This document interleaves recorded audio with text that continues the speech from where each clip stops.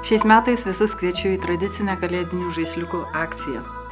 Kartu su pasaulio lietuviais, kurie, kaip girdėjau iš jų pačių, net už Atlanto laukia šio starto.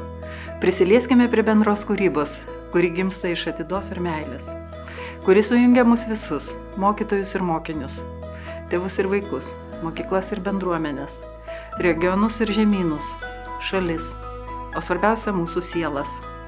Tegu tradiciniai lietuviški verpalai, siūlai, vilnos gijos šiemet mūsų rankose tampa sparnuotos išminties, atidaus klausimosi ir mokslo simboliais, pelėdomis, apuokais, knygomis, visų tuo, kas neša žinių ir kūrybos kultūros šviesą.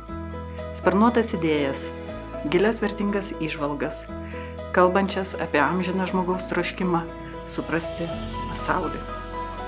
Tegu mūsų kūryba tampa tiltų jungiančių kartas, o žinios ir išmintis šviesa nušviešiančia kelią ateities Lietuvai. Mūsų kuriamos pelėdos ir knygelės nutūps su apuokais ant eglių. Prezidentūroje tarsi tylūs linkėjimai šaliai būti stipriai išmintimi, kūryba ir gerumu.